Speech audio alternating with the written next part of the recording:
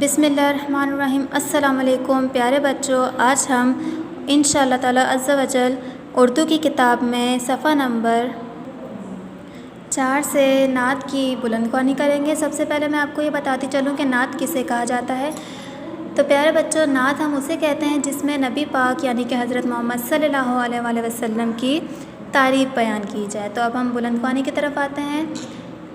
प्यारे मोहम्मद सल्लल्लाहु अलैहि वसल्लम, मुस्कुराता चेहरा तरोताज़ा हरदम, बहादुरी का पीकर आली हिम्मत, मिलनसार इतने हर एक के हमदम,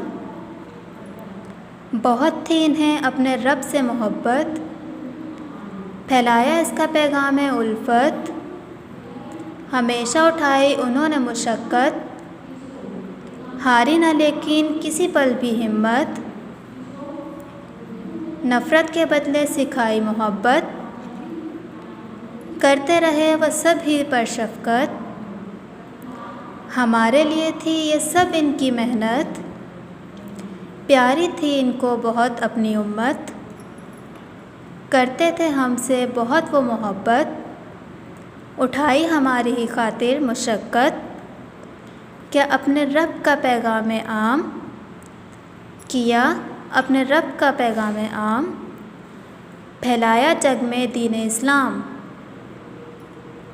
रखना बाकी इसका अब नाम, हमारा है काम अब हमारा है काम। तो प्यारे बच्चों, अभी हमने इसकी बुलंदख्वानी की, अब हम इसका खुलासा करते हैं ताकि आप लोग इस नज़म को अच्छे से समझ सकें।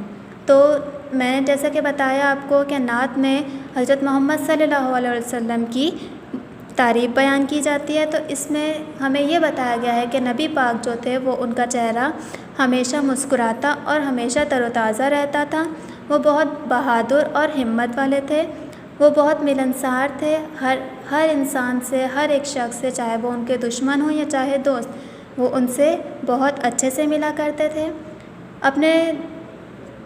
अपने खुदा का यानी कि अल्लाह ताला का पैगाम आम किया करते थे और वो अपने रब से बहुत मोहब्बत भी करते थे। नबी पाक ने बहुत सी मुश्किलात उठाई अपनी ज़िंदगी में, लेकिन कभी भी उन्होंने हिम्मत ना हारी थी। कोई भी उनसे नफ़रत भी करता था तो उन्हें मोहब्बत का ही सिला मिलता, वो मोहब्बत ही सिखाते थे। नफ़रत के बदले हमेशा नबी पाक ने मोहब्बत ही सिखाई और हमेशा सब पर शफ़क़त करते रहे। नबी पाक ने जो भी मेहनत की, जो भी मुशक्क़त की, वो सब अपनी उम्मत यानी कि हमारे लिए की और अपनी उम्मत से यानी कि हमसे बहुत मोहब्बत करते थे और हमेशा हमारे ही लिए सारी तकलीफ़ बर्दाश्त करते थे। हमें भी चाहिए कि हम उनका नाम बाकी रखें, यानी कि हम दुरूद पाक पढ़कर उन पर बख्शवाते जाएँ और हम उनकी पैरवी करते जाएँ।